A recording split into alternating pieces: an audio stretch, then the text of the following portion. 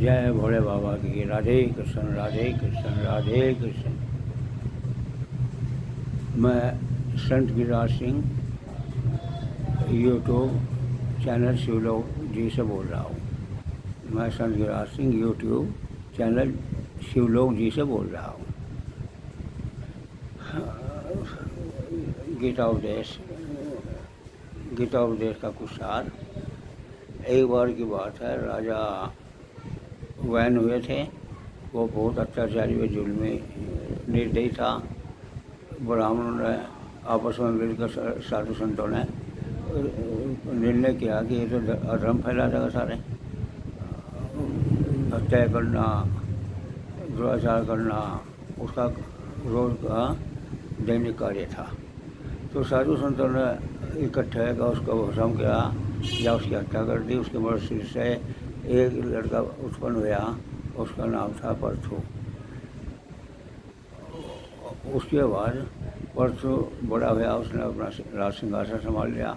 वो न्यायप्रिय राजा हुआ और उसकी राज्य में प्रजा अत्यंत सुखी रहती, सुख भोग रही थी। वो नित्य अपनी प्रजा का ध्यान करता था और भगवान का भी भजन करता था, क्योंकि राजा परशु भगवान विष्णु का ही अवतार था। उसने अनेक प्रकार धर्म काम करे और आगे उसके भी और पुत्र पैदा हुए। मगर वो बहुत न्यायप्रिय था। इन्होंने 99 यज्ञ कराए।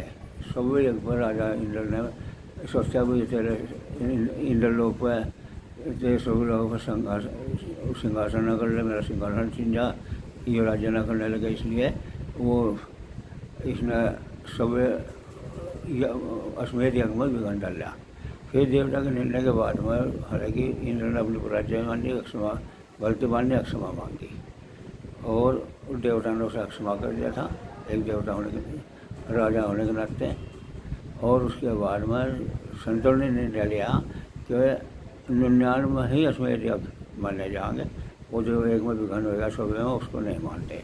तो राजा परशु ने 99 यज्ञ किए और हमेशा खुशहाल सिंहासन रहा उसका।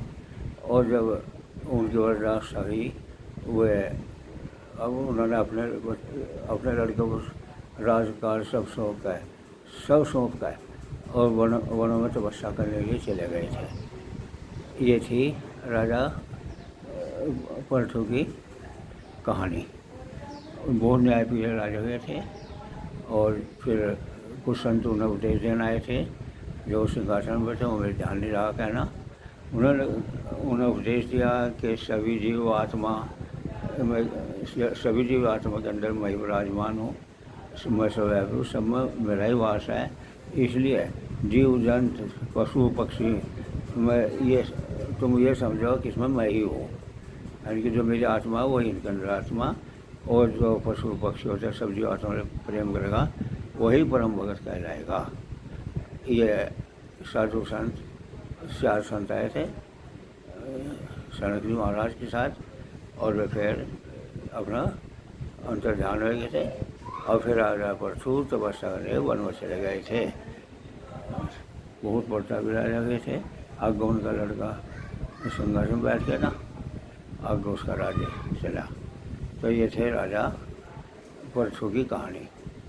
और मैं अपनी गति वहीं विराम देता हूँ। मेरा सभी को बड़ों को नमस्कार और छोटों को आशीर्वाद। धन्यवाद।